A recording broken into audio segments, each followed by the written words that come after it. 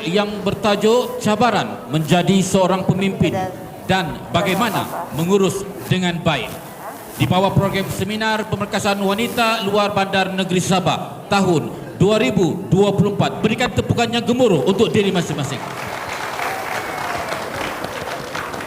Baik wanita-wanita hebat semua, sebelum saya menyerahkan pentas ini kepada moderator kita, perlu diingat sekali lagi, kita menyediakan 2 mikrofon, stand mikrofon untuk sesi soal jawab nanti. Okey? Jangan lupa kekalkan interaksi, pastikan kita memberikan komunikasi 2 hala, bukan 1 hala sahaja, dan dalam masa yang sama. Telefon diminta set dalam mode bergetar. Okey? Baik. Pada hari ini kita bersama-sama dengan moderator yang kita bawakan khas. Orangnya cantik manis. Tapi saya tidak boleh cakap lebih-lebih, nanti ada yang marah.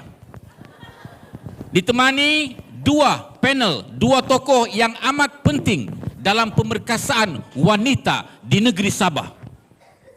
Bersama-sama dengan saya moderator kita N. Zafira. Tanpa membuangkan masa, without further delay, saya memberikan pentas ini kepada moderator kita N. Zafira untuk memperkenalkan 2 tokoh ini dan meneruskan forum kita pada hari ini. Dipersilakan N. Ya. Boleh dengar saya? Baik, Assalamualaikum semua. Apa khabar semua? Di mana suara seorang wanita hebat dari Sabah?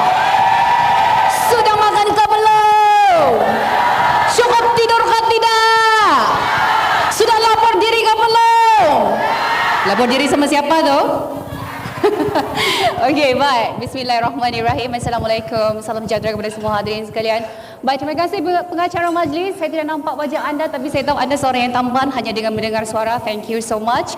Baik, dan saya untuk hari ini berada di sini bukan untuk mengacarakan majlis, tapi pastinya untuk menjadi moderator, untuk menjadi pemudah cara untuk memandu perbincangan kita pada hari ini, iaitu berkenaan sebenarnya kita boleh saksikan di sini adalah pemerkasaan wanita luar bandar melalui pengukuhan kepimpinan. Saya tidak akan bercakap panjang kerana 2 figura, 2 panelis yang bersama dengan kita hari ini adalah 2 wanita yang cukup hebat. Alangkah kecilnya saya berada di tengah-tengah ini apabila melihat hadirin sekalian, kerana anda semua adalah wanita-wanita hebat. Kalau tidak pun saya rasa macam budak lagi bahasa ini orang bilang. Begitu. Alright, jadi tanpa membuang waktu, kalau sebelum ini kita ingin perkenalkan terlebih dahulu secara ringkas. Ini dia berikan tepukan yang gemuruh kepada yang berbahagia Datuk Tarsiah TZ Zaman yang merupakan penasihat Majlis Wanita Sabah ataupun MPWS. Saya kira anda semua cukup mengenali yang berbahagia Datuk. Dan juga di sebelah kiri saya pula, kalau sebelah sini adalah tidak lain dan tidak bukan suaranya lantang Mbak Zizi Kirana. Ini dia kita perkenalkan kepada anda Profesor Madya Dr. Rosita Elias Uji Muhammad. Saya belajar MC pun dari dia sebenarnya. Okey. Baik hadirin sekalian, okey, yang berbahagia Datuk dan juga yang berbahagia Profesor. Alright, sekejap saya tidak berapa selesa ni kalau begini. Tapi begini macam saya okey because I cannot hear my voice. Boleh bahkan begini? Okey. Kalau sebelum ini mungkin saya percaya beberapa sesi sebelum ini kita bercerita tentang penampilan wanita, kita bercerita tentang kesihatan wanita. Untuk hari ini, untuk topik yang akan kita bincangkan ini adalah lebih orang kata kita datangkan khas kepada anda melihat sendiri bagaimana wanita itu mampu menembusi ataupun memecahkan dinding stereotip wanita yang biasanya dikaitkan dengan sifat-sifat lemah dan sebagainya. Tetapi kali ini dengan bukti yang nyata jelas di depan mata melalui perkongsian pengalaman.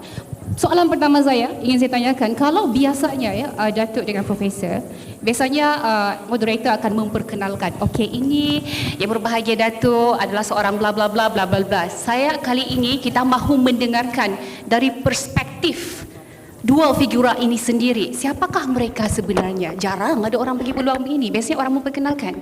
Tapi kali ini siapakah sebenarnya yang berbahagia Datuk Tarsiah dari perspektif kacamata Datuk sendiri? Kalau boleh kongsikan. Terima kasih Puan N. Boleh dengar tak? Sebab ada echo sikit kan?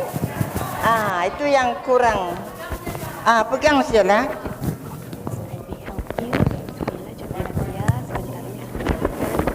Let me hold.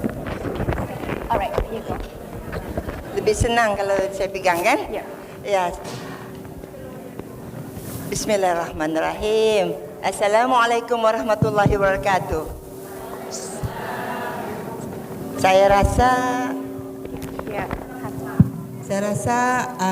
ramai saya punya alumni, bukan saya punyalah, MPWS punya alumni di sini.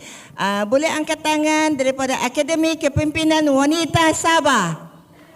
Oh, ramai. Daripada Creating Millennials Among Young Women Entrepreneurs ada juga. Ya, terima kasih. Pertama kali saya ingin mengucapkan ribuan terima kasih kepada Infra kerana menjemput saya sebagai salah seorang panel penceramah pagi ini. Okey. Sekali lagi saya ingin mengucapkan Bismillahirrahmanirrahim untuk memperkenalkan diri saya. Ya, mungkin ramai yang tidak mengenali saya. Setakat ini saya sekarang ini adalah pengerusi Majlis Penasihat Wanita Sabah.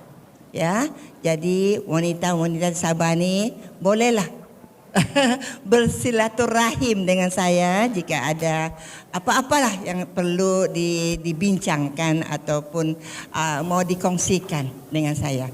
Jadi saya ingin perkenalkan diri saya. Saya dilahirkan dalam keluarga yang sederhana. Sederhana, orang kata keluarga bukan juga miskin lah, tapi bolehlah hidup sederhana. Di mana saya dilahirkan?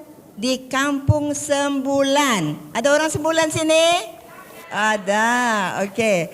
Jadi saya dilahirkan di Kampung Sembulan dan saya bersekolah, orang bilang primary di Sembulan dan kemudian bersekolah di Maktab Sabah dan kemudian disambung untuk diploma di UiTM. Kemudian saya sambung lagi di Amerika untuk membuat Master in Business Administration dan sambung lagi buat PhD, ya. Jadi di UMS. Jadi saya juga orang kata pernah bekerja sebagai ketua pegawai eksekutif di KKIP Kota Kinabalu Industrial Park dan kemudiannya College Technical Yayasan Sabah. Itu background personal saya, ya. Itu saja saya kongsikan setakat ini. Terima kasih. Okey. Check. Okey, terima kasih Datuk. Baik, dan seterusnya kita mau berkenalan pula dengan lebih rapat lagi bersama dengan Dr. Uji. Kalau dengan izin Dr. Uji, ya, saya panggil. Boleh, ya? Baik, Dr. Uji, ramai orang yang kenal Dr. Uji. Tapi saya kira kalau dari perspektif doktor sendiri, siapakah sebenarnya Dr. Uji? Baiklah, bismillahirrahmanirrahim. Assalamualaikum warahmatullahi ta'ala wabarakatuh. Salam sejahtera, salam Malaysia Madani, salam Sabah Maju Jaya dan salam wanita untuk wanita. Baiklah, terima kasih Anne. Saya beringkas saja. Pertamanya saya nak ucap terima kasih kepada Infra kerana sudi mengundang, ya, dan pada saya ramai lagi wanita hebat di luar sana yang boleh kita menjadikan figura yang kita jadikan sebagai contoh. Apa-apa pun hari ini hanya untuk berkongsi. Saya penat sudah mengajar. 20 tahun lebih mengajar saja, kan. Memuntah hijau sudah. Baiklah, untuk pengenalan diri saya, pertama saya anak askar. Kedua, saya anak seni dan yang ketiga saya anak B40. Tidak mempunyai pencapaian SPM yang membanggakan kerana banyak kerja saya buat dalam satu masa untuk membantu keluarga. Tapi apapun, saya berterima kasih pada UiTM kerana memberi peluang kedua kepada yang tidak berapa hebat ini, yang tidak dicanang di pentas-pentas sekolah itu untuk mendapat, orang kata, rezeki darinya untuk menyambung pengajaran. Dan saya kira saya menyahut cabaran sebagai orang yang biasa-biasa ini untuk menanam aspirasi menjadi satu hari nanti orang yang luar biasa. Justru itu saya belajar sehabis baik sehinggalah saya seorang banker. Selepas itu saya kerja dalam dunia perbankan. Hari-hari saya nampak duit. Sampai saya boleh jadi mata duitan sebenarnya. Tetapi apa saya belajar daripada dunia perbankan? Pertama, integrity. You berdepan dengan duit yang nilainya sangat banyak. Jadi tersentuh setan kiri kanan kan, ambillah. Tetapi kita tahu bahawasanya kita kerja kena ada reda darinya. Yang kedua, saya dah biasa dari kecil abah dah bawa untuk ke RTM untuk menjadi pelakon kanak-kanak radio. Saya dah cari duit suatu umur 6 tahun sehinggalah saya kembangkan bakat. Pada umur saya darjah 6, saya dah pun send saya punya skrip pertama. Saya ingat lagi Bisa Ikan Sembilang. Dan seterusnya di UiTM saya berlakon sehinggalah saya dinobatkan sebagai pelakon wanita, pembantu wanita terbaik 2001. Itu saja dari saya. Wah, itu dia. Baik, itu daripada Dr. Uji ceritanya. Kalau tadi bersama dengan Dato', Dato' kongsikan sedikit saja. Mungkin boleh ditambah sedikit lagi. Sebab kita mahu semua wanita yang ada di sini ini melihat dan memahami bahawa kita wanita sebenarnya sama saja. Kita bermula dari bawah. Dan kalau kita berada pada kedudukan yang tinggi sekarang itu kerana kita bermula dari bawah. Begitu juga kita mahu tunjukkan kepada anda. Sesungguhnya perjalanan itu sesuatu yang panjang. Kalau boleh dikongsikan, Dato'. Ini 2 hari pun tak siap nih. Ya, tadi saya ceritakan ringkas saja. Memang perjalanan kita ni berliku-liku. Ada tingginya, ada rendahnya, ada baiknya, ada tidak baiknya, ada yang happy, ada yang tidak happy. Ya, sebagai seorang wanita, banyak liku-liku yang perlu kita hadapi. Di dalam kerjaya kita masing-masing ya, siapa yang berkerjaya, siapa yang dalam bidang keusahawanan, siapa yang dalam bidang kepimpinan, memang banyak liku-liku hidup yang perlu kita tempuhi. Saya hanya ingin berkongsi, semasa saya bekerja, berkhidmat kepada negeri Sabah, saya juga menghadapi pelbagai cabaran sebagai seorang wanita. Saya tidak dinaiki pangkat.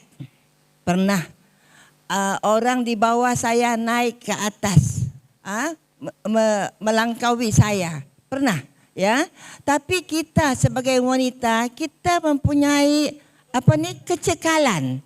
Ya, kita mesti haruslah kita mempunyai kecekalan agar kita tidak putus asa. Saya mahu semua wanita dalam dewan ini tidak berputus asa secepatnya. Ya, saya pernah menghadapi begitu. Apa saya buat? Saya bilang, tak boleh naik pangkat, saya buat PhD. Pendidikan atau long life learning, jangan lupa sampai umur berapa pun pendidikan ni sangat-sangat diperlukan. Jangan kita bilang, aku tingkatan 5 saja. Sekarang tingkatan 5 boleh terus ke degree. Aku ada diploma, tidak payah pergi degree, terus ke master. Tapi ada dia punya kemahiran, ada dia punya pengalaman pekerjaan. Jadi jangan putus asa. Saya tidak putus asa. Saya dapatkan PhD. When I came back after getting my PhD, dorang tak tahu apa mau buat sama saya. Paling tinggi pelajaran di dalam saya punya GLC. Imagine. Tapi kadang-kadang kalau kita reda, kita juga tidak putus asa.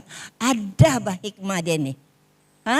Jadi kebetulan menteri bilang, mari saya lantik kamu jadi ketua pegawai eksekutif. Nah, yang 2 atas saya tadi terus di bawah saya. Kan? Lelaki lagi tu. Inilah wanita naik. Wanita bumi putra beragama Islam yang naik menjadi ketua pegawai eksekutif GLC. Government Link Company. Kan bukan calang-calang kan, dengan kita penjualan lebih 100 juta setahun. Ya, kita. Jadi itulah cabaran liku-liku hidup yang kita mesti ceburi dan kita mesti tidak putus asa. Jadi saya harap semua wanita-wanita di sini cekalkan cekalkan diri dan prepare yourself. Jangan pula tunggulah nantilah. Begitu. Ndak apalah. Kita tidak mesti ada attitude begitu. Kita mesti tahu bila kita mesti orang kata persiapkan diri. Sekian, terima kasih.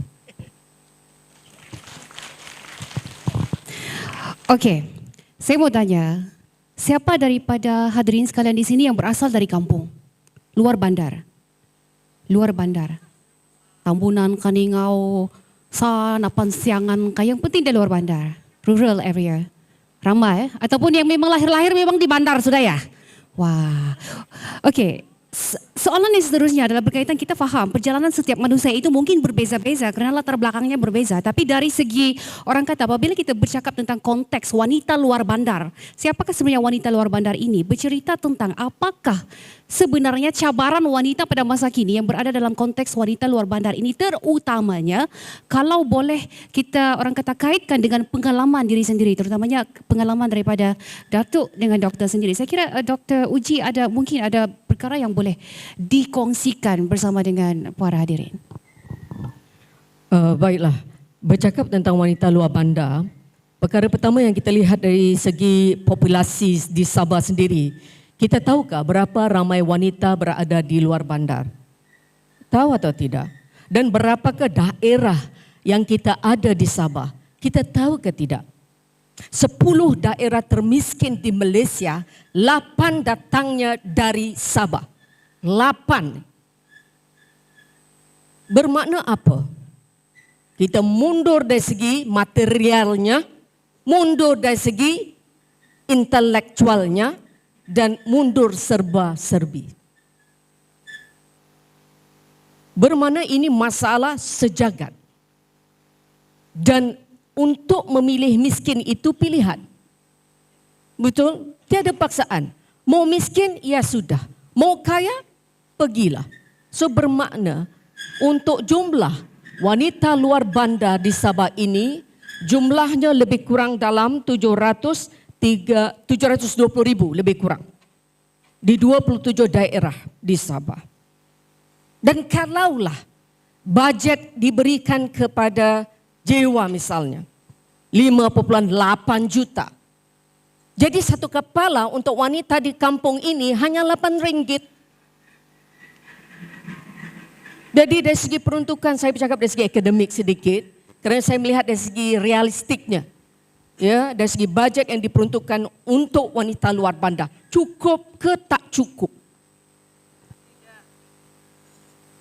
Sebab anda hendak dibangunkan sebagai kepimpinan tahu.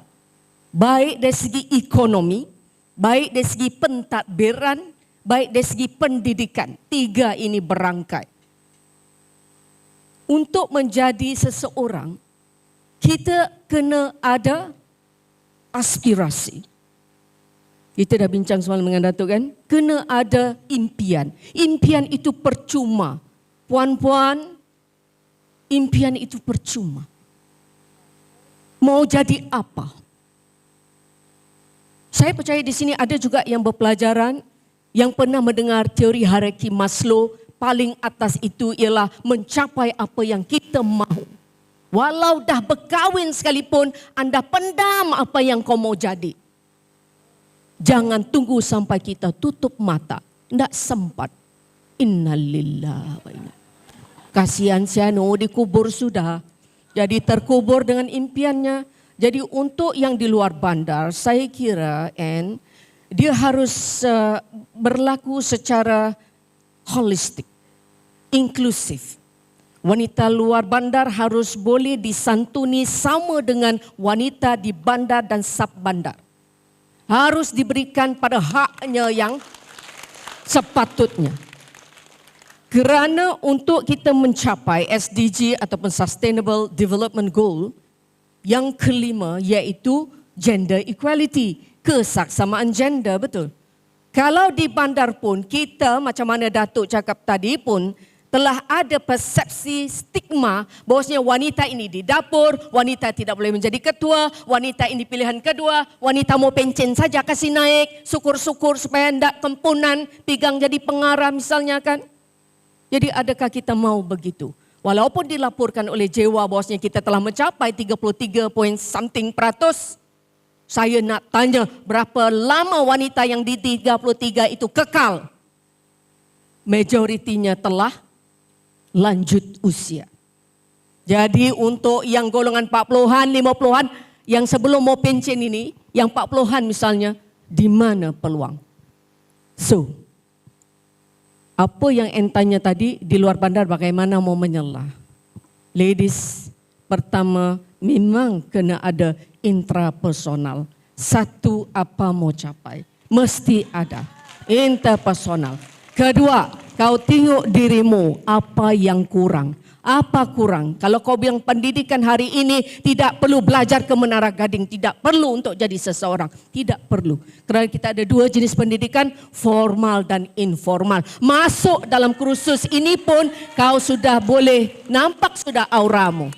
Betul? Auramu. Sebab itu kena bawa kau punya personality. Kemarin sudah belajar grooming, betul? Dengan sahabat saya Cleopatra, betul? Ini kalaupun bercakap, ketiakmu berbau, dah sudah, ya sudah. Kan? Maksud saya dari segi personality, pembawaan, cara bercakap, cara duduk, cara berdiri, cara kita entertain orang itu juga harus ada tata tertibnya. Jadi kalau kau nak mau belajar, sudah. Berpersatuan good sebab kita akan bertukar-tukar pendapat. Tapi circle-nya mesti positif. Jangan kau jumpa berpersatuan membawang saja kerjamu.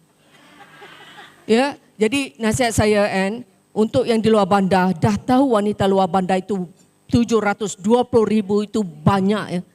Untuk statistik 2019. Di 27 daerah, 8 tercorot. Macam mana nak bantu perempuan itu? Definitely perlu ada advokasi, perlu ada keterbukaan agensi macam Infra buat. Kedua, kena ada kemahuan diri. Kalau kau bersyukur saja jadi ibu tunggal, jadi suri rumah, begitu-begitu saja, itu pilihan. Tetapi saya percaya, jauh di sudut hati setiap kita ada sesuatu yang mau kita capai. Walau tak kesampaian, harus kita capai sebelum kita tutup mata. Betul, itu dia. Baik.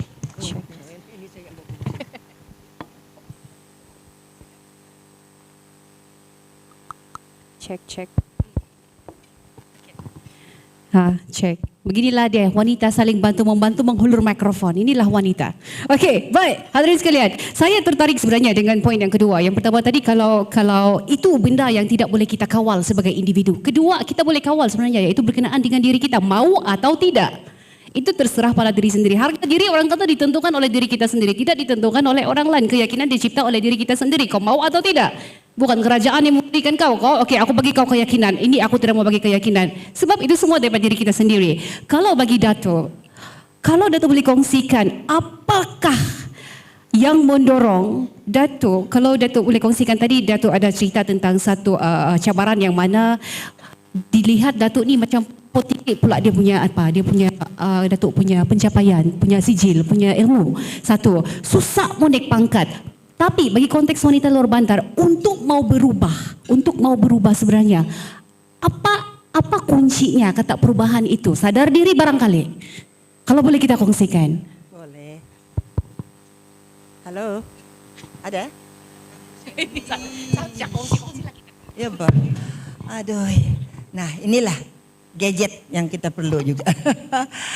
Saya nak terangkan juga, kalau dulu Sembulan itu bukan bandar, Pak. Luar bandar ataupun pesisiran bandar, ya. Kampung Sembulan itu.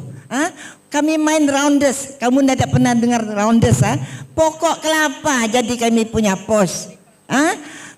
Betul enggak? Jadi nak naik tiang-tiang itu semuanya di kampung. Tapi alhamdulillah lah sekarang Kampung Sembulan sudah hilang kali. Jadi Sutra Harbour, jadi Harbour View, macam-macam sudah ya. Ya, perkongsian saya ya memang cabaran orang wanita-wanita di luar bandar sangat tinggi. Satu, infrastrukturnya. Di mana sampai orang bilang belajar di atas pokok. Mau cari internet pun susah. Sampai sekarang, 2-3 tahun yang lalu saya pergi satu kawasan di Sipitang. Masuk dalam sekolah itu memang tidak ada, apalagi dia panggil wifi. Padahal kita bilang kampung tanpa wayar. Betul-betul tidak wayar. Kan? Konon free wifi apa? Tidak ada. Jadi satu cabaran sebagai seorang wanita di luar bandar, infrastruktur. Ada sekolah jauh, mau jalan kaki, mau ke sana pun susah. Ya, ada klinik mau sewa pirate punya kereta. Mau untuk menjaga kesehatan, especially wanita hamil. Inilah infrastruktur kita sampai sekarang saya rasa masih terjadi. Apalagi kita bilang mau mendapat pendidikan ke bandar. Ya, banyak keluarga yang kata, "Ndak payahlah bah pergi lepas tingkatan 5 kawinlah bah kamu." Betul tidak? Ada terjadi ya? Saya sendiri terjadi. Lepas tingkatan 5 saya mau masuk diploma di UiTM. Bapak saya bilang, kau sudah belajar typing bah? Tak payah lagi, boleh jadi typist sudah. Wah dulu typist, teringkas nih, hebat. Ya, jadi saya bilang, Pak saya mau belajar. Lepas saya dapat diploma, saya bilang saya mau pergi US. Apa lagi kau mau? Ini kan orang tua kita. Apa lagi kau mau? Saya bilang, saya bukan macam adik saya. Adik saya lepas tingkatan 5 kawin. Saya ni dia macam andartu, anak darah tua. Kan? Sebab lewat. Saya sudah 20 tahun, 19 ke 20 tahun. Lepas diploma, dikatakan kenapa mesti sambung? Inilah kita.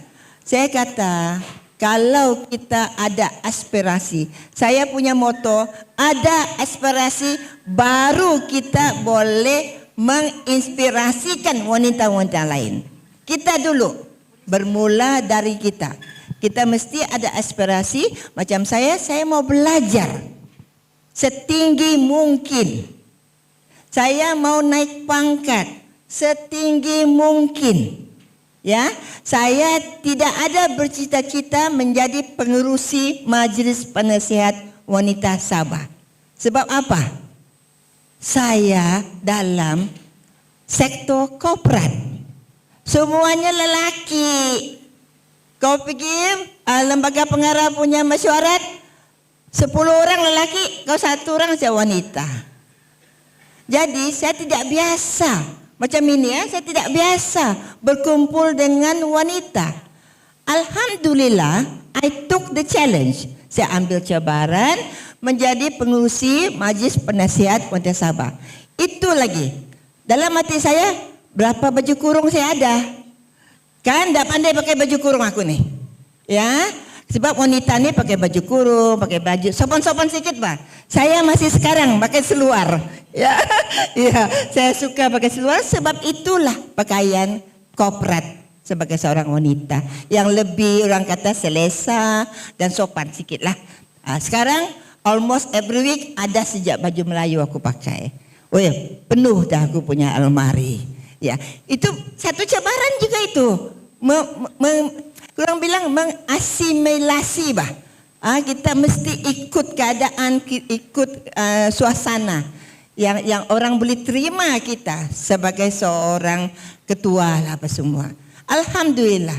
Jadi tadi ditanya juga, dokter juga tanya tadi, ada berkata kepimpinan wanita ini.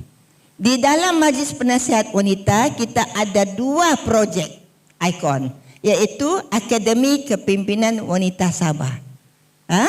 Sekarang ini lebih 300 alumni dari seluruh Sabah, ya, yang telah berjaya dilatih.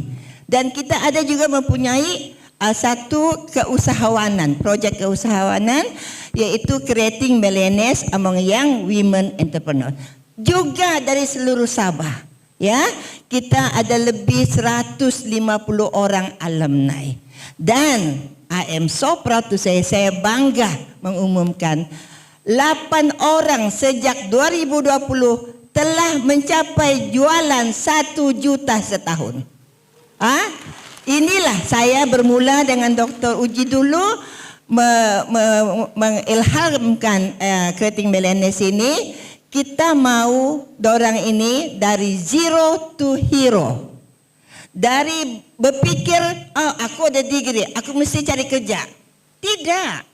Kita mesti berpikir apa plan B kita. Jadilah usahawan. Berdikari. You become employer. Majikan. Bukan kaki tangan. Ya, this is the game changer. Inilah yang kita perlu. Dan Alhamdulillah 8 orang sudah berjualan lebih 1 juta ringgit. Terima kasih. Baik. Jadi perempuan ini susah ya? Susah gak jadi perempuan? Susah. Sebab wanita ni seringkali dikaitkan dengan banyak dengan stereotip. Kita masih lagi berada dalam lingkungan itu. Kadang-kadang dikata contohnya wanita ni saja apabila membuat pilihan saja sudah membuatkan dirinya rasa bersalah. Mau kerja ataupun mau jaga anak. Kenapa harus dituntut antara satu? Kenapa lelaki tidak dituntut? Kan? Why? Kenapa perempuan? Perlukah mengorbankan satu gara-gara kita mau yang satu? Kalau menurut pandangan Prof sendiri, saya kira ini satu permulaan ataupun orang kata perbincangan asas yang perlu kita cerakinkan ya kepada beberapa, mungkin boleh, kalau boleh kita bagi tahu mereka, kita boleh orang kata kongsikan dengan penonton ataupun hadirin yang ada bersama dengan kita sekarang ini, apakah benar stereotip wanita di Malaysia itu masih wujud ataupun kita sendiri yang terperangkap dalam pandangan itu saja sebenarnya. Sebab kalau dikatakan di Malaysia ini kesesamaan gender itu sudah hampir berada pada tahap zero, sudah hampir wanita lelaki itu dikatakan dari segi pendidikan wanita pun ramai. Tapi yang jadi pemimpinnya kurang. Universiti perempuan ramai, pemimpinnya kurang. Kenapa? Adakah disebabkan oleh stereotip atau macam mana? Saya boleh katakan iklim di Malaysia ini masih ada dari segi tradisinya, dari segi warisannya, di mana ada masih unsur-unsur saya boleh kata wanita dah cukup usia kahwin. Wanita tidak perlu memegang jawatan tinggi kerana dia memegang banyak topi. Di rumah saja pun dia tidak teratur, apalagi di pejabat. Dan wanita sering dikatakan cerewet apabila untuk menjadi seorang pemimpin. Now, saya merupakan rektor ke-13 di UiTM. Setelah ngam-ngam 50 tahun baru perempuan dinaikkan sebagai rektor. Bayangkan UiTM yang telah wujud dari Mac 73, Datuk juga alumni-nya. Wanita tidak diberikan mandat ataupun kepercayaan itu. Untuk soalan N tadi, saya kira stigma itu sudah semakin dileraikan dengan syarat kesatuan solidariti wanita itu kuat, satu. Kedua, wakil wanita di DUN dan juga parlimen harus juga ramai. Kenapa? Sebab sewaktu pilihan raya pun kita tidak nampak apabila dikatakan wanita punya kedudukan ini ataupun yang nak jadi calon dinaikkan sebenarnya. Tetapi kita lihat kurang daripada 15% yang menjadi calon pun. Jadi kalau suara kita hanyalah sipi-sipi bisik-bisikan, tidak juga sampai. Jadi untuk itu, pertamanya ialah kita kena adaptasi kepimpinan bermula dari kampung lagi pun. Tidak salah nak lantik ketua kampung itu perempuan, tak salah. Betul tidak? Tak salah. Apa masalah ketua kampung perempuan? Boleh dibilang. Dan menjadi ahli jawatan kuasa kampung pun majoriti lelaki, yang perempuan dikasih yang macam mengurus-mengurus yang ngam-ngam kau lah, kan? Memang ngam dengan rupamu lah, begitu. Kan? Jadi maksud saya ialah mindset kena tukar. Dari segi pelaksana pembuat keputusan di negeri ini khususnya harus tukar mindset itu, kerana yang lelaki juga berlumba-lumba dorang-dorang saja mau pegang jawatan. Dan wanita ini, bukan saya mau berkempen, tenang kamu. Wanita dia punya kemahiran ini, dia tidak ada kemahiran melobi. Melobi, kita tahu mendobi saja. Ya.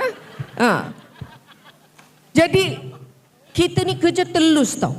Ya, maksud saya ialah kita dapat jawatan tu, kita tahu rezeki kita dah sampai.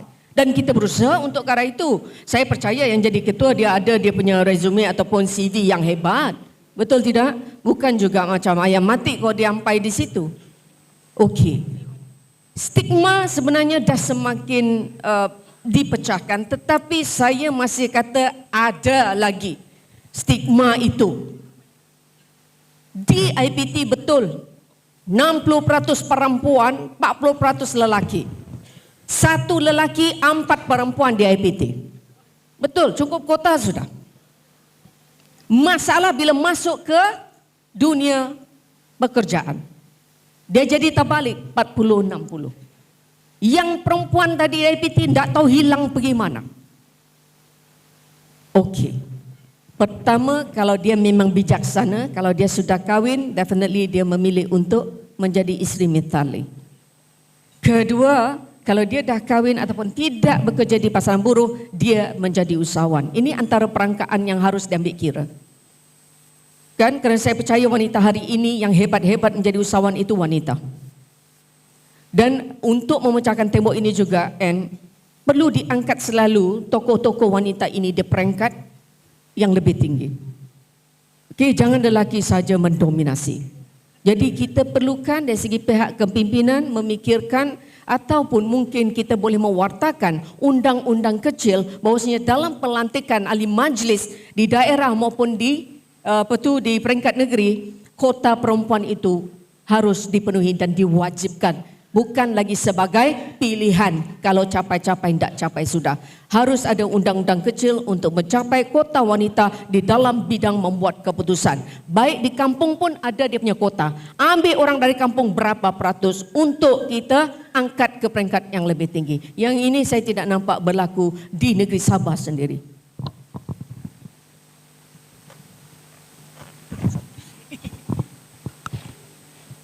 Baik, terima kasih Prof.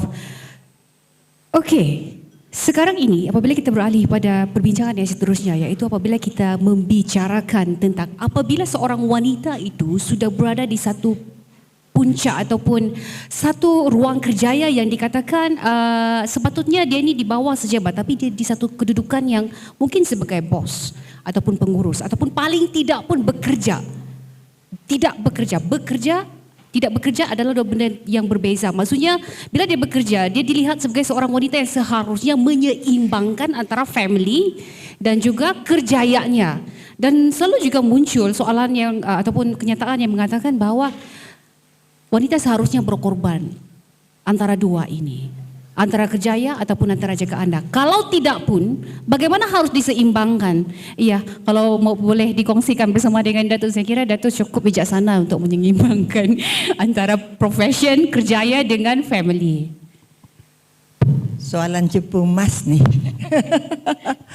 Saya mempunyai 4 orang anak. Ya, alhamdulillah, 2 lelaki, 2 perempuan. Dan sepasang sudah kahwin, sepasang belum kahwin. Siapa ada anak perempuan, anak lelaki itu, jumpa-jumpalah saya.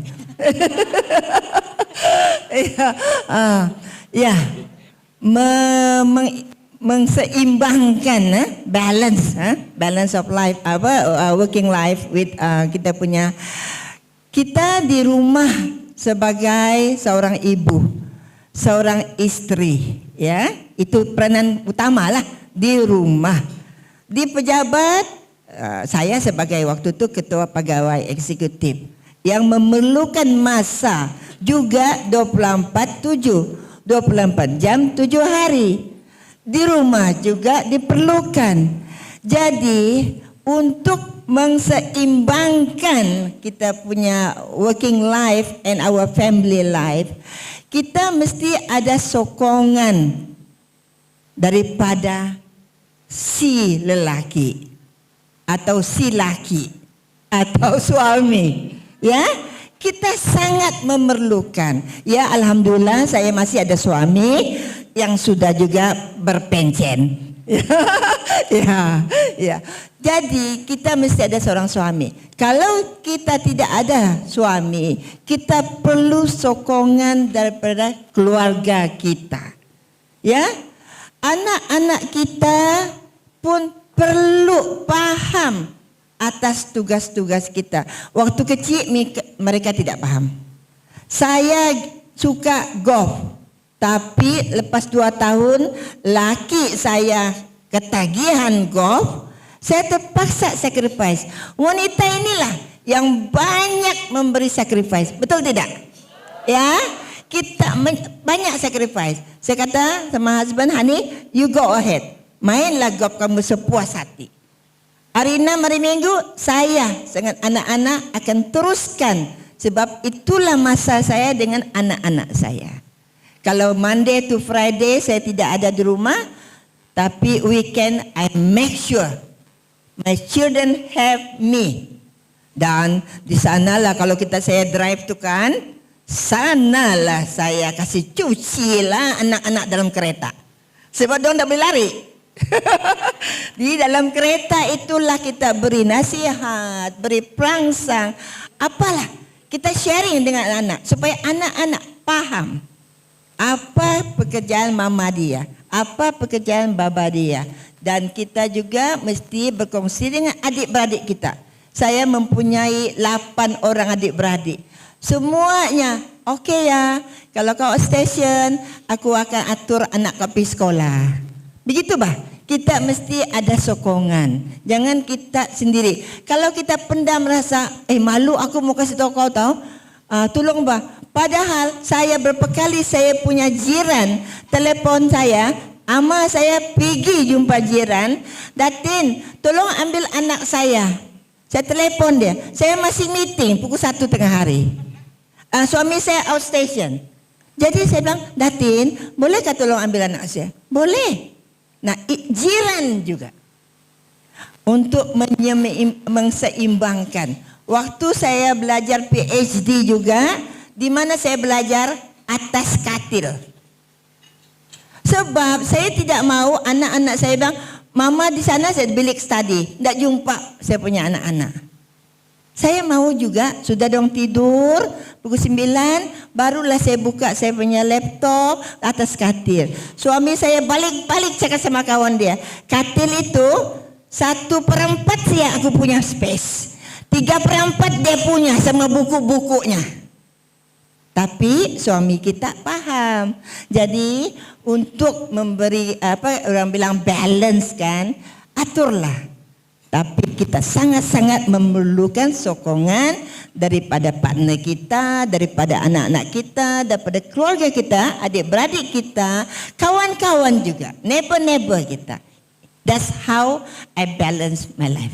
Thank you. Okey, baik. Ada beberapa kenyataan yang mengatakan, tidak tahu ini stereotip atau macam mana. Apabila seorang wanita itu menjadi ketua, dia cenderung untuk menjadi lebih tegas berbanding siapa dia sebenarnya. Sebab dia ingin membuktikan kemungkinannya, ingin membuktikan bahawa dia juga boleh melakukannya. Ibaratnya macam, kalau lelaki bayar bil biasa aja pun, tapi bila kita sudah start bayar bil, kita pandu kereta sendiri, sanalah kita claim, kita Wakanda forever. Padahal biasa aja. Contoh.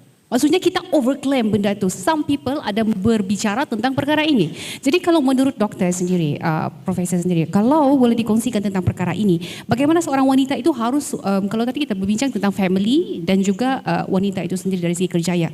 Kali ini sebagai seorang bos dengan sebagai seorang istri ataupun seorang ibu, bagaimana dia boleh orang kata supaya dia seimbang dalam kehidupan dia, bukan di rumah saja. Wanita ni dia kena ada beberapa pesona, pesona ataupun vibes yang dia bawa. Kalau di pejabat, pastinya kita punya penampilan, personality kita berbeza tau. Nada kita bercakap misalnya, perkara yang kita bincangkan. Kerana circle di organisasi macam saya di IPT, daripada setua-tua yang nak pencen sampailah yang semuda-semudanya pelajar 18 tahun. Jadi kita kena ada spektrum yang berbeza.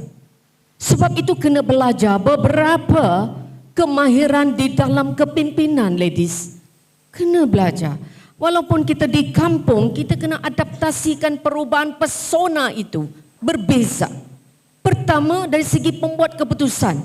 Berapa banyak style ataupun cara kita buat keputusan. Adakah partisipasi yang lain? Ataupun autokrasi ataupun kita autokratik? Dalam banyak perkara, dalam banyak keadaan, ada yang kita kena autokratik, ada yang kita kena demokratik, partisipasi, laissez-faire dan segala macam. Ini antara yang saya suka untuk, ya, kebetulan Datuk pun buat Akhwan, ya, Akademi Kepimpinan. Jadi saya kira itu antara modul yang boleh kita bawa. Cumanya ada gap di antara yang muda dan tak berapa nak muda macam saya. Peluang untuk yang lanjut usia itu di mana? Di mana? Yang beruban kan puan? Yang beruban sudah ini. Di mana bak kami? Kerana age is just a number tau. Yang kita nak tengok ialah bakat kepimpinan. Ada orang kata terlahirnya terus-terus jadi pemimpin. Tidak juga. Kerana kita boleh bimbing untuk anda jadi pemimpin dengan syarat kena ada growth mindset. Mindset terbuka, bukannya closed mindset. Maksudnya selesa dengan apa yang kita sudah punya. Jadi soalan N tadi memang memerlukan kita menukar baju, menukar topi, menukar pesona, bersalin kulit sepanjang masa. Terpaksa begitu. Di rumah, wanita ini memang dia adalah merupakan pengurus di rumah. Sebab masa yang banyak sepatutnya antara bapa dan ibu ini ialah maknya. Bayangkan ya, anak kita kalau lama tak rasa masakan kita, walaupun kita ni rasa macam kita masak tak sedap, habis tak habis anak kita makan? Habis. Dalam keadaan dia meningkat remaja, yang itu masalah besar. Sebab prioriti dia bukan lagi mak bapak tapi kawan. Kita kadang tak tahu dengan siapa pun dia berkawan. Kalau Facebook sometimes kita tak pun di-add. Jadi untuk kita mencatur-catur keluarga ini, kita adalah pengurusnya dan pengemudinya. Pertama dengan siapa anak kita berkawan, kita kena ambil tahu. Add mama di Facebook. Add mama. Okey, tengok mama pun okey macam ala-ala artis bolehlah, kan? Supaya kita tahu dengan siapa dia berkawan, dengan siapa dia pergi, pulang pukul berapa, dicari. Setua-tua anak saya yang baru habis master tu, saya tanya kau di mana? Mak, baru pukul 10 kau pulang. Okey. Yang saya nak tanya tadi dari rumah tu, memang kita dah ada ketua kita yang pada yang bersuami, tetap ketua keluarga itu memang laki kita. Seawal kita menjadi seorang penjawat ataupun pemimpin, dia telah memberikan keizinannya. Kerana syurga, isteri di bawah telapak kaki suami. Apabila dia telah mengizinkan untuk kita keluar menjadi seseorang, jangan kita lupa diri. Sebab itu saya kata tadi, keluar saja tukar topi itu untuk kebaikan pertama keluarga, topinya lain, untuk kebaikan organisasi topinya berbeza. Sebab itu kepimpinan kena belajar. Kena belajar. Kalau kamu bilang tua sudah mau jadi pemimpin, ladies, selagi nyawa dikandung badan, kita kena manfaatkan kehidupan kita ini kepada orang lain. Kena manfaatkan. Tidak pernah ada istilah terlambat, ladies. Tidak pernah. Tanya pada diri kita, berapa ramai orang yang telah kita manfaatkan. Tanya. Kalau kau bilang tiada hartaku, tiada duitku, tiada apa, ladies, berkhidmat itu tidak semestinya dari segi harta benda. Tenaga juga, buah fikiran juga, kebersamaan kita juga dalam satu pasukan, kita tidak membebankan pasukan, itu juga saya kira suatu yang memanfaatkan orang lain. Jadi untuk kita bertukar kulit itu harus lihat dari segi posisi, dari segi environmentnya, dari segi siapa kita dan seterusnya, dari segi manfaatnya kepada organisasi. Baik, terima kasih Dr. Uji. Okey, seterusnya ada satu soalan lagi timbul terbit daripada apa yang dikongsikan oleh Dr. Uji sendiri, iaitu apabila bercerita tentang tukar kulit atau tukar pakaian, tukar topi. Wanita yang bekerja ini seringkali berada dalam satu lingkungan yang kita namakan circle. Apa pentingnya circle itu untuk membentuk kepribadian kita, cara kepimpinan seseorang wanita? Kalau boleh dikongsikan, Datuk. The first circle of friends that we have is among our keluarga. Ya, kekeluargaan itu very important lah, orang bilang kan. Kalau kita tidak juga berhubung dengan adik-beradik kita, macam manalah kita ini tahu ada circle. Dan kemudian jiran-jiran kita.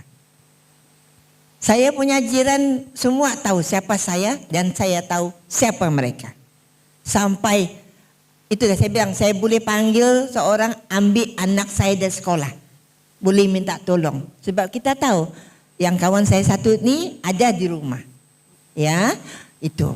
Dan ketiga, kawan-kawan kita kalau kita bertugas, ada kita punya orang bilang colleagues yang kita bertugas. Kalau kita masih belajar, belajarlah ya.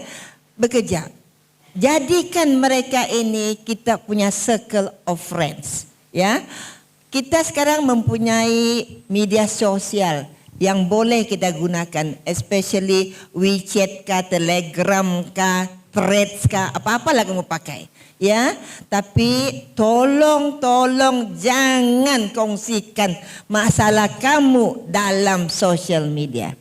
Janganlah edarkan gambar-gambar yang tidak sepatutnya dikongsi.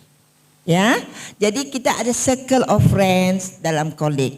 Kemudian dari sini kita sudah nampak NGO, persatuan-persatuan yang boleh menjadi kita punya network. Sebab network is very important. Hari ini kita dalam persatuan satu. Dan kemudian kita kenal persatuan satu. Kalaulah hari ini kita tidak memerlukan persatuan ini, persatuan itu, 2-3 tahun akan datang, mana tahu. Saya tadi membuka saya punya handphone. Sebab saya nampak macam urgent. Ada kes dera. Ada kes dera sekarang ni. Saya ahli Tribunal Anti Gangguan Seksual Malaysia. Ya? Antara 30 orang, saya seorang saja dari Sabah. 2 minggu yang lalu saya mendengar satu kes anti gangguan seksual.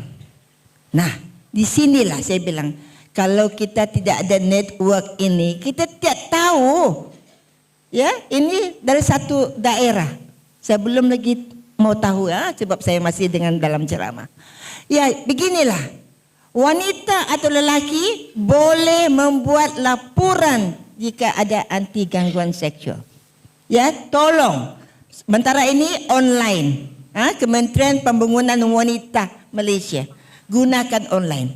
Belum ada lagi di Sabah. Saya sedang merancang untuk mendapatkan satu tempat untuk mencari satu tim, ya, untuk kita menerima laporan-laporan direct from wanita atau lelaki. Sebab lelaki pun ada juga anti gangguan seksual lah, bukan wanita saja ya. Ya, jadi inilah kita perlu networking. Dan dalam bisnes, dalam perniagaan kita, business affiliates atau associates very important. Nak besarkan kita punya perusahaan, nak tahu siapa supplier kamu, boleh kongsi kah? Apa salah kan? Kita boleh dapat dari kawan yang kita tahu, dia kongsikan. Ini supplier, the best supplier, harga berpatutan, bukan harga rahmah, harga berpatutan yang kita boleh guna. Dan kemudian di mana kamu membuat pasaran? Dan kita dapat daripada network kita, oh begini caranya, kita jumpa SME Corp, kita jumpa Matret, kita jumpa Mara untuk mendapat tempat-tempat pasaran yang sesuai. Dan di sanalah networking very important. So saya bermula daripada circle, dari rumah, hingga ke luas-luasnya. Kamu semua ada social media. Tolong pilih siapa kawan kamu, pilih siapa follower kamu. Tolong saya sebagai wanita ingin memberi ini nasihat. Pilih. Jangan terima saja just to make sure you got 5,000 followers. Apa buat tu? Kita pilih yang boleh bermanfaat, yang boleh membantu kita atau kita membantu mereka. Ya, jadi saya sarankan circle of friends or circle of social kita perlu, sangat-sangat memerlukan, sebab bukan hari ini kita perlu, mungkin nanti anak kamu sudah besar. Oh itu, tolong dulu tengok kalau anak saya boleh masuk sekolahnya. Mana tahu kan?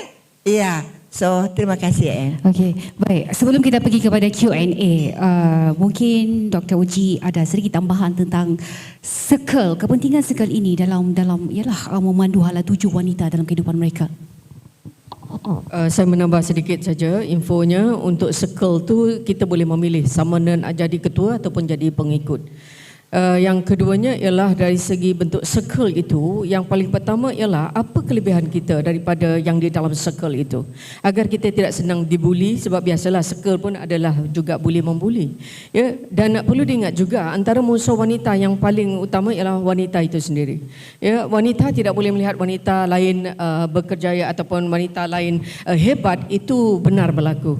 Ya, sehingga kan dalam dunia usahawan ada yang pakai mandrem, bomo-bomo, sehingga ada yang langsung kolaps. Ya, inilah kehebatan wanita dari segi negatif dan positifnya. Jadi untuk membina circle itu kena tahu tujuan circle itu dibina. Hari ini kita datang dalam dewan ini dengan pakaian yang sama, apa kita punya aspirasi ataupun kita punya matlamat? Apa?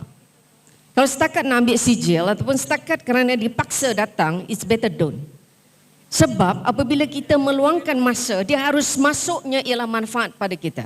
Kita menjadi lebih baik, kita menjadi lebih hebat, kita menjadi lebih berpengetahuan, kita boleh menjadi lebih berpengalaman. Itu penting. Tapi kalau setakat datang, 1000 kali datang untuk majlis, tidak ada apa-apa yang kita praktikan, begitu-begitu saja, circle-nya pun tidak boleh untuk menerobos ke peringkat yang lebih tinggi untuk mencapai sesuatu kejayaan, it's better don't. Kalau saya, baik kau sendiri-sendiri. Tidak buat dosa, nak membawang, tidak apa-apa. Tidak habis duit kita jalan jauh, tidak habis duit kita. Kita sama anak-anak kita di rumah saja. That's it. So saya memilih untuk bersekel sebab saya mau kemajuan kerjaya. Saya mau kemajuan pribadi. Kita ada personality kita masing-masing. You boleh tengok, you lain daripada yang lain. You boleh tengok. Sebab kita harus banding-bandingkan. Dia ada apa, kita tiada apa. Apa yang dia kurang, kita ni. Jangan iri hati. Hasad itu tolonglah. Kita harus saling lengkap melengkapi. Saya kira dalam dunia hari ini untuk menyaksikan wanita ini bangkit harus lengkap melengkapi, bukan saling jatuh menjatuhi, saling iri mengiri. Saya kira itu harus kita hindarkan. Saya minta itu harus kita hindarkan. Bersihkan hati, insya-Allah ukhuwah akan bertambah erat. Apa tadi? Undi. Okey, undi. Nanti kita undi nanti ya. Hidup Dr. Uji. Alright. Okey, sekarang tibalah kita kepada sesi Q&A. Sekiranya tuan-tuan, puan-puan ada soalan, sila angkat tangan anda. Kita difahamkan akan ada mikrofon bergerak yang akan menuju kepada yang mengajukan soalan. Ada di situ mikrofonnya. Sila angkat tangan. Soalan? Ada soalan? Angkat tangan. In 5, 4, 3, 2, 1. Dah ada soalan? Oh, itu ada yang baju merah tu nak. Ya, silakan. Yang mana satu doktor? Doktor tunjuk dia. Saya ni ada rabun sikit ini. Mana satu itu? Okey, itu dah. Yes. Kenapa ditarik balik mikrofonnya itu? Alright. Silakan. Perkenalkan nama dan juga soalan puan. Terima kasih. Halo. Perlu berdiri ya? Assalamualaikum warahmatullahi wabarakatuh. Selamat pagi, salam sejahtera, salam Sabah Maju Jaya dan Malaysia Madani. Lengkap. Persoalan itu kalau saya anggap Nama siapa? Oh, maaf. Nama saya Hajah Habira Pangeran Jumaadil dari Sempurna Sabah, mewakili NGO saya, Persatuan Ibu Tunggal Daerah Sempurna. Jauh kan? Sepatutnya saya tidak perlu datang. Jadi soalan saya begini, Prof. Tadi sebagaimana yang dinyatakan oleh Profesor Madia, idola saya Dr. Rosita. Musuh utama wanita adalah wanita. Jadi saya sangat terpanggil dan tertarik kalau selama ini saya menganggap wanita itu adalah sahabat karib kepada wanita dan moderator kepada wanita, perangsang sumber inspirasi kepada wanita.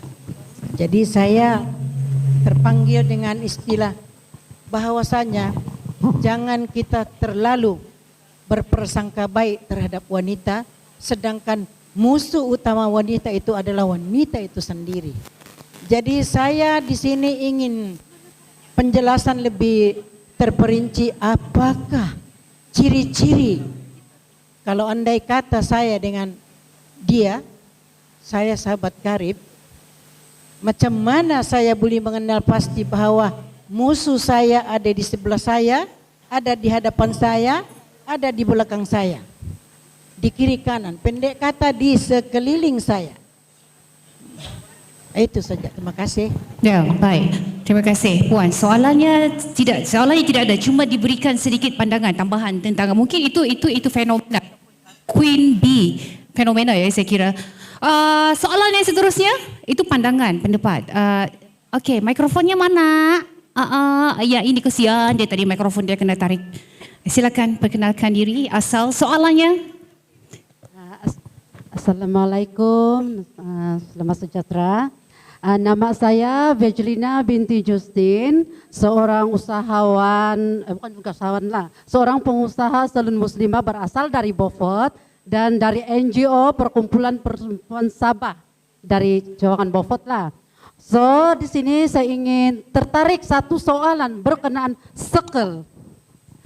Seperti yang Profesor Madia Dr. Rosita cakap tadi, sekel tuh kalau yang macam yang kita biar kita bersekel sendiri begitu kan. Bagaimana kepada orang yang seorang peniaga berkenaan dengan sekel tuh kan kita berniaga nih kena sekel yang sekel kawan, sekel yang macam contoh kita punya untuk mengambil pelanggan kah contoh lah begitu. Jadi bolehkah huraikan sekel macam mana kalau bagi seorang pengusaha? Bagaimana sekel bagi seorang pengusaha, Dr. Uji? Okey, kalau saya boleh menyantuni soalan pertama tadi, ya, Hajah bercakap pasal kiri kanan depan belakang, kadang muka malaikat tapi perangai, ya, kat belakang kita tak tahu. Manusia ni banyak yang bertopengkan syaitan, ya. Jadi satu je Hajah, kita sentiasa berbuat baik. Kita tidak boleh menghalang untuk hasad dengan kita kerana itu datang dari pihak yang kedua.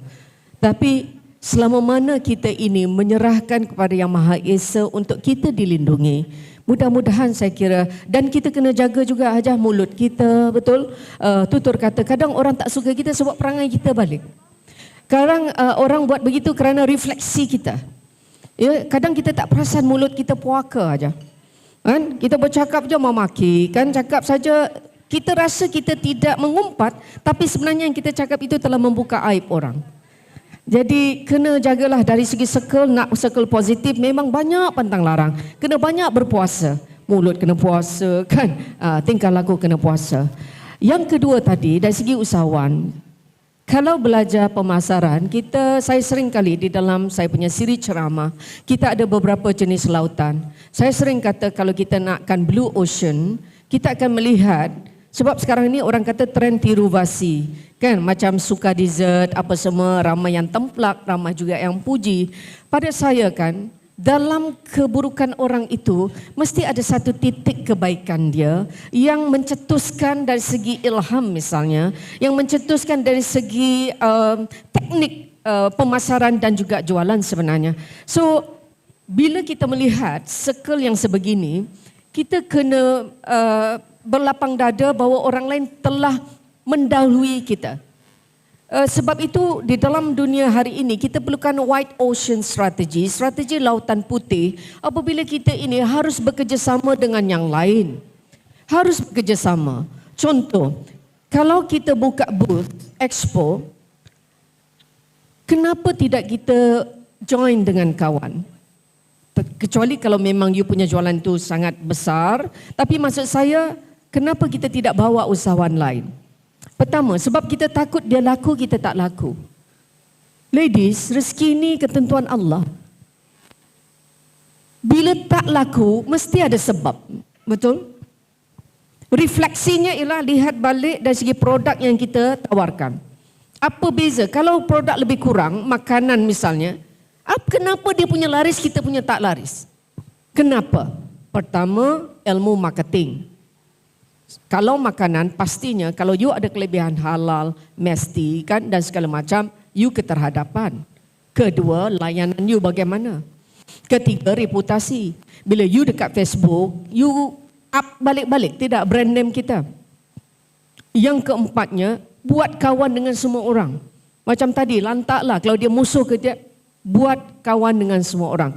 Bagi peluang pada orang lain dalam masa yang sama kerana berniaga harus berjemaah. Saya cakap sebab saya buat social enterprise. Saya CEO kepada Tukuts Legacy. Saya ambil 2 bas, saya transform untuk jadi cafeteria on the go. Saya ambil pelajar miskin saya untuk bekerja dengan saya. Saya ambil produk daripada peniaga lain kerana saya tahu di dalam rezeki saya ada rezeki orang lain. Dan percayalah insya-Allah kalau kita buka ruang untuk perniagaan pada orang lain, mudah-mudahan ya kita sentiasa aman dan ya. Baik, terima kasih Dr. Uji. Saya kira masa yang kita ada itu saja ya, cukup mencemburui macam tidak sedar. Tapi sebelum itu saya kira saya difahamkan sekiranya anda mempunyai soalan bolehlah bertemu secara pribadi dengan panelis untuk hari ini. Tapi sebelum itu mungkin dalam masa yang berbaki lebih kurang 2 minit saja lagi ni rumusan, nasihat, cadangan, harapan barangkali boleh disuarakan oleh panel kita. Okey, untuk merumuskan seperti apa yang saya telah katakan tadi, sebagai seorang wanita kita mesti mempunyai aspirasi. Ya, masing-masinglah ada aspirasi supaya kita boleh menginspirasikan wanita-wanita lain. Seperti juga yang kita telah kongsi tadi, janganlah kita cemburu dengan kejayaan wanita lain. Itu adalah satu penggerak kepada kita untuk berusaha, ya, berusaha memperbaikikan apa yang kita ada, apa yang kita mahu. Jadi itu adalah satu orang kata motivasi untuk kita. Jadi seperti saya ingin teruskan juga, saya katakan make sure you have your own aspiration first.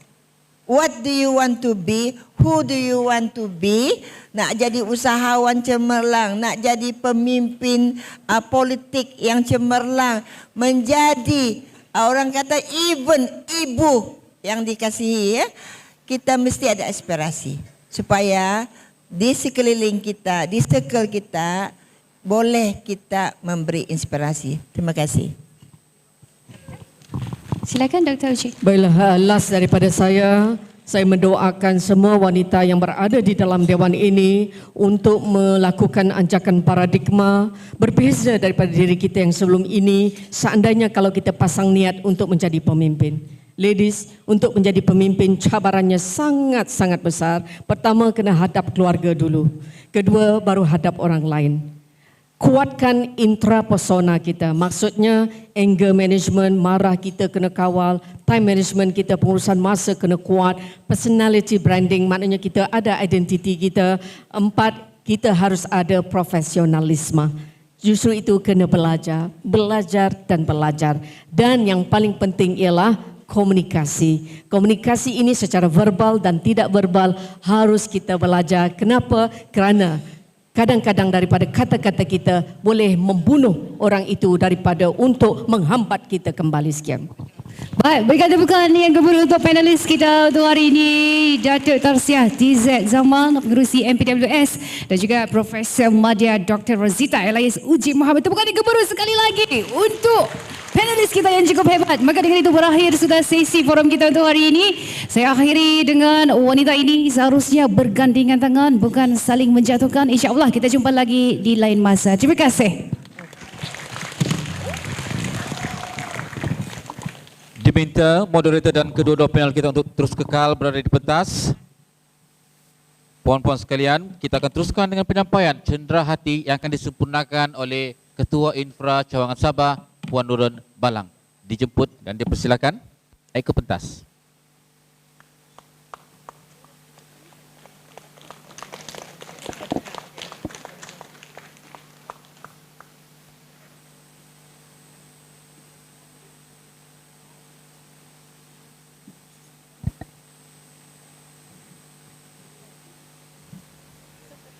Penerima cenderah hati yang pertama dijemput dan dipersilakan yang berbahagia Datuk Haji Tarsiah TZ Zaman.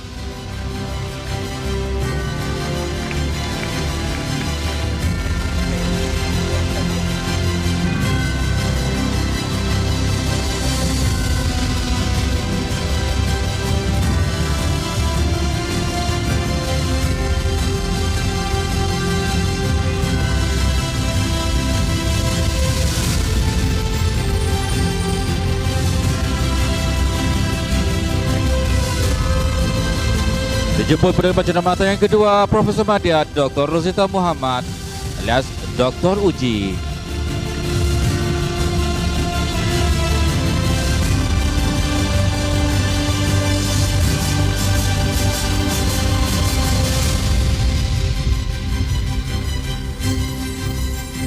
Dan penerima cenderah hati yang terakhir, moderator madani kita yang sentiasa senyum, Miss Madam N. Zafira. Berikan tepukan.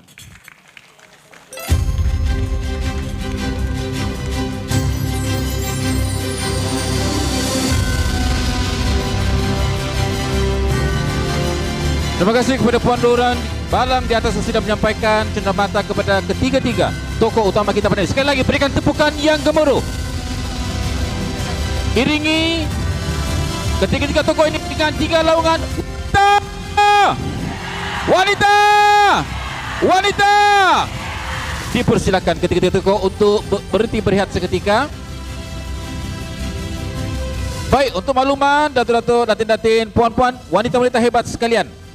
Sebelum kita meneruskan kepada acara penutupan peresmian, anda semua adalah diminta bagi yang belum sahaja membuat check out daripada bilik untuk bergerak perlahan-lahan dalam tempoh masa 10 minit ini untuk ke bilik bagi membuat proses clearance.